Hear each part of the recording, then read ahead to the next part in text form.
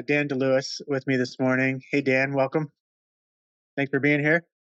Hey, brother. Nice to see you, man. Nice to see you.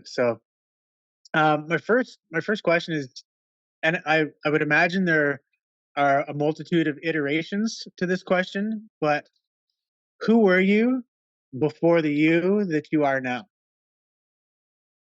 Oh, that was simple but deep. Yeah. Who was I? Um, uh, you know what? I could put it plainly is that I was arrogant and ignorant. Maybe is a good way to put it about some pretty important things in life that are the mainstay for, I guess, living a life on your own terms. And yeah, before I found all this, I mean, I started into this journey into health and wellness and spirituality and yoga and breath work and the Wim Hof method and all that. About 18 years ago, I started, and before that, I was one that chased money, that chased attention and being with the cool crowd and working, doing a job that wasn't fulfilling. The only fulfillment I got from that job, and it was a good job, so to say, in those terms, was every second Thursday when you got that nice paycheck. The weekends were to blow your brains out and forget about everything. I guess. Easily forget about your dreams. And I like to say that, and I put it in one of my posts on Instagram that salary is a drug that gets you to forget your dreams. And I think there was a point where I hurt my back. I had this great job, so to say, security, stocks and health and dental and all this stuff covered, but I wasn't fulfilled as a happy person. And I started actually getting physical issues. I had a spinal cord injury, a couple herniated discs. So, depression, anxiety, Oxycontin, all these things that started to become a mainstay in my life that really brought me to the point in that proverbial hitting rock bottom. And I did hit it, but there was something inside of me that wanted something else. And by then I was suffering from depression and anxiety, and not sleeping and self-medicating on top of the medications that I was getting. And by chance I found yoga, and it was chair yoga when I was fulfilling my OxyContin prescription.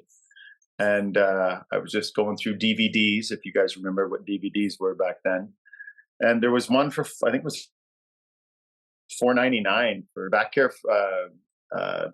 therapeutic back care for back pain, chair yoga or something like that. And it had an older couple in their 60s in a chair. And I looked at it and I was like, that was my rock bottom. I said, well, I'll try anything now. And I tried that, and it was like 20 minutes. It had you following your breath, sitting in a chair, and all of a sudden I just felt better after the first time. I felt something.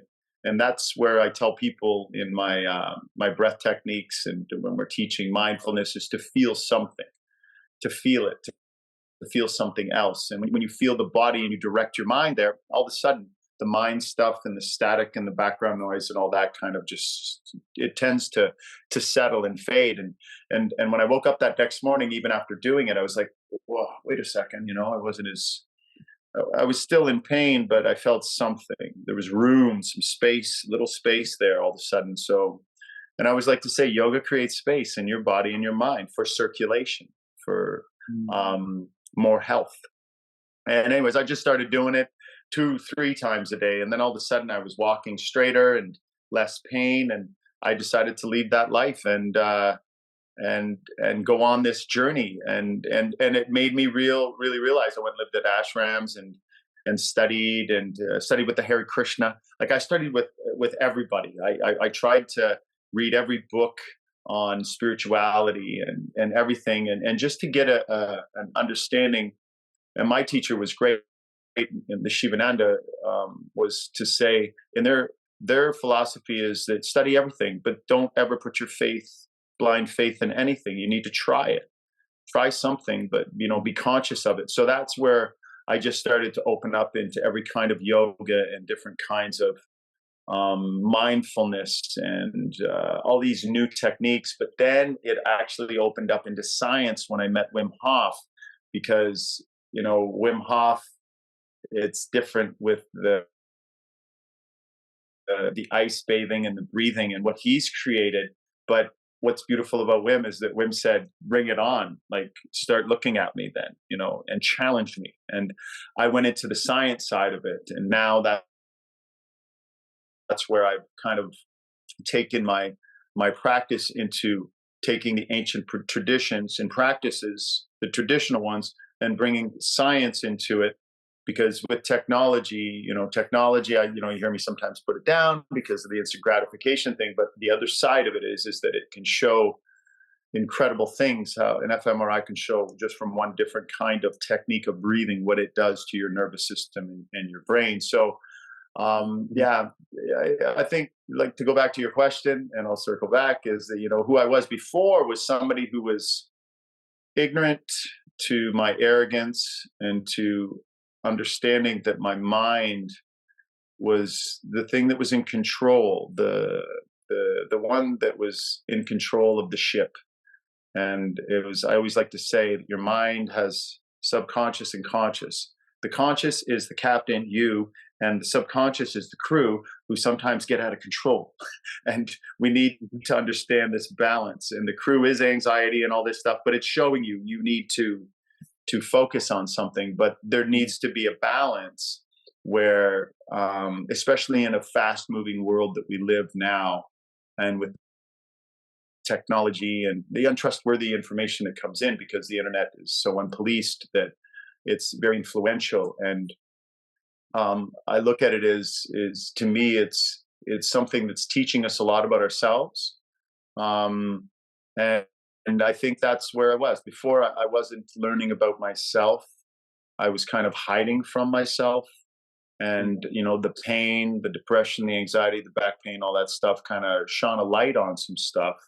And I think I had a choice in that moment to look at myself and go, I can work on this, or look at myself and go, okay, I can take the easy way out and, pop the pills and live a life where, I'm not happy in my job and all that. But it really came back to happiness, I think. And that's why, a lot of people thought I was crazy leaving the job that I did. But I mean, even my mother was very supportive. My dad, very business like, wasn't. My mom was like, just be happy and do what you love. And I think that's a big thing. Even Wim Hof says that, happiness, health, and strength. It's our birthright. And if those three, and there's something wrong, then we need to look at something. And I think happiness is the number one, because happiness to me is just peace of mind. And I never had that in my old life. And I have that now. Like, I mean, I still go through all kinds of shit and things are happening, but I have the awareness to understand those feelings, that anxiety that's coming up is saying, okay, something needs to be worked on and fixed here. You said something about rock bottom, that was your rock bottom. What would you say to somebody who hasn't hit that rock bottom? Like, how do you begin to tune into the idea that maybe you're not happy, maybe you're out of balance in your life, maybe you're disconnected from yourself, your health, your loved ones, because you have been programmed. I think society in general has been so programmed to chase money, or I got to be successful at my job, but it doesn't matter really about anything else. It doesn't matter if I even see my family or live in the beautiful house that I bought, because I'm so busy working. So how would you support someone in identifying that maybe they're sacrificing a lot of other areas of their life chasing this one thing before they hit You rock know, bottom? yeah, I always love when I work with coaching and performance coaching, with military elite athletes and that. I always say to them, like, and it's funny, you may think this is funny. I said, look in the mirror and then look in the toilet. So when you get up in the morning, go in and look in the mirror And if you look at yourself and go, oh, you'll see it. Like, I didn't sleep. So to me, sleep. That's why you look at yourself in the mirror. You know, I woke up in my old life where I just hit that snooze button. And imagine I didn't want to get up. And that means you don't want to get up and enjoy another day that you've been given. And then you go to work and you're wishing that day away. So there you are, just wishing your life away. And I always like to say, if you're not sleeping well, then there's something going on, and if you're over caffeinating. And I always just get people to just kind of look at themselves globally as a stranger. That's how we should see ourselves, is we should be able to step back and be conscious enough to go, okay, what did I do today? And see yourself and go, oh, okay. But a lot of us get so stuck in the worry of what others think. We don't care what we think. And we thinking, and as I mean consciously, and being able to see. And the other part of that was to look in the toilet, because you can see in the toilet after whether things are good or not. You can actually tell. It's a diagnostic. It's a measuring stick of how you look and how your body is consuming and getting rid of things. So I always tell people that, but that is kind of like an eye opener. I think that just shining the light on simple things with people. I just, a quick example, a girl came to me, she has money. She is, divorced, but gets along with the ex. Kids are in university doing well, but has super anxiety and not sleeping with huge headaches. And all I did is just show her that in her hand at 5 p.m. was that Starbucks. And that is caffeine. And we think that, I think that caffeine is just because it's sold. But there's just simply, I made her kind of see herself in a different light, going, well, I drink this for energy. But it's almost, we love to escape in our little things that kind of keep us from seeing what's really truly there. So it's just trying to bring awareness to people. Anyways, got her off the coffee and she sleeps, and no anxiety and no headaches anymore. So we tend to get wrapped up in our anxiety, so we don't see the simplest of things that can be helping us. And when I help people, it's just tweaking something little, but we're not self-aware anymore because of these things. And I'm pointing at my phone right now. You're looking at me through, but we get stuck in that. So we're practicing so much distraction. I just try to get people to, and usually, breath work is one of the greatest things, because when we breathe, it's one of the quickest ways to stimulate the nervous system in certain ways, but it's the quickest way for us to feel something else besides our mind stuff. And I think that's where I usually use the breath work with people. And then after the breath work, we can have a conversation, and I talk to them about certain things. They're a little bit more open, but it's more just becoming a little more self-aware and not be so distracted anymore, because it's so easy with instant gratification to not have to deal with anything. And then, of course, till it's too late. And then it's this huge circle. So, anything that, I use the breath, that you do too. I mean, we've influenced each other in many ways, even just you and I. But it's getting people to breathe again. It's to me, it's one of the most fundamental things, because we're breathing so shallowly. So when you get somebody to do deep breathing with you, whatever it is, 5 in, 5 out, this one, anything like this, all of a sudden their narrative shifts to the breath instead of all the shit that's going on in their head and the anxieties and all that. And it shifts them towards themselves, because in the moment, it's all you really own in life is your breath and some energy and time. So when you put all those together, put some time and energy into your breathing. Ooh, that's good. I might use that in a post. But put them together, and all of a sudden you're in the moment, you're conscious, and you become a little bit more aware of your feelings. So I think that's the Yeah. big thing I use. I mean, that's probably a long way to explain that, but you know me.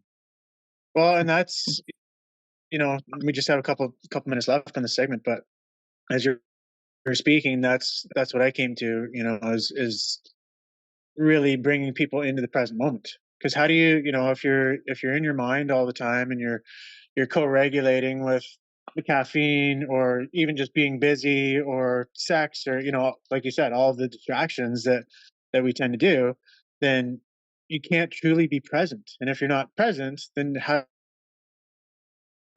So at all that stuff, getting rid of the co-regulation to become present enough and in the moment enough to actually sit with what you're feeling, and if you're able to sit with Oh, it, yeah. then it's able to dissipate, Yeah, you know? and I think it grows too because people get overwhelmed, and I always explain that to them. It's like, okay, well, so I always got to be focusing on my breath. I said, well, no.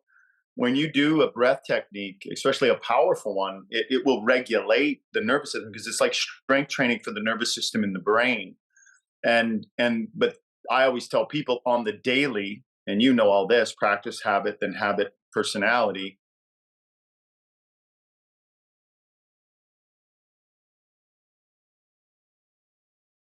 Thing that kind of control. But I think that's why breath, I mean, the 5D stuff you're doing, like all this, like you get people to get into a different altered state of mind and it takes so quick, and it's even faster than taking a drug, that a lot of people have to take, and some of them don't do act pretty quick all the time. And then all of a sudden it just becomes that self-awareness thing that grows. Even if it's, I tell people, do 5 minutes a day, you don't have to do anything else. But then in a month they come back and go, yeah, I'm doing an hour now, because it just, humans love what makes them feel good. Yeah. And that's why breath work, is a huge wellness trend, because everybody's realizing, shit, I take 5 deep breaths and I feel different. So yeah, man, for sure. Yeah, it's so good. I just want to touch on just one more quick thing. Can you remember the feelings that you had before, like when you were working, when you started to feel the back pain, compared to how you feel most days now? And obviously, as you said, there's not every day is sunshine and rainbows, but we still go through stuff. But for the most part, in general, you felt like this before, and now you feel like what? Well, yeah, before it was just almost a low level of anxiety that was always there, that would peak, throughout the days, when just like would just grab you. And my depression, I always like to say, was like a wet blanket on top of you, heavy. And I think that, and I just did a talk on Instagram about it, about anxiety is necessary, but it shouldn't be necessarily the one in control. It should be you in control. So, now I have such a thin layer of that anxiety that it's just enough to, stop at the red light because I don't want to get T-boned from the side, and realize I got to shut the water off, shut the stove off because I don't want to, or I got to be here at a certain time. But that anxiety for those things is just very minimal, where it should be, where there's not that layer. And especially now with depressions, and in over 20 years I still had them. And I even told my wife Tanya, like, and she's recognized that when, like, I don't have them anymore, and when I do, it's almost like it's an emotional release that comes out, because my body now and mind are trained to understand and see that and go, okay, you know what? We don't push that shit back down, because then that anxiety level just rises, rises, rises. So instead of pushing it down, when it comes down, you just almost throw it back up. Purging, as in, and you and I have gotten into other things that, in the ayahuasca stuff and all of that help you to purge. And I think you have that ability to do that on your own. And I think naturally, when you start to practice on the daily, like we do around in this house, and teaching at my center and the yoga and all that, is that if we just daily take care of ourselves, then that feeling before that people have had of that anxiety, where they're pushing it down and the anxiety level's up, that anxiety level will come right down. But realizing that it should never go away, it should be just there at the ready for when you need to realize, I shouldn't cross the street because there's a car coming. But I think, yeah, that's the difference between then and now, is that I see it all coming because I'm at a place from the center inside self-awareness that I can see all the shit coming at me, and I can discern and take care of it, not worry about that one and that. Yeah, definitely the feeling is so much different. And waking up in the morning and jumping out of bed because I knew I had this thing to do with you, and I knew I had to do a live on Instagram, and I love doing these things that are helping people because of what it's done for me. And I think that's another thing is that when you find your passion and your purpose, then I think it's almost like it's natural that that shit all goes away, and Mhm. you start to realize that passion and purpose are the reason why you're here in life.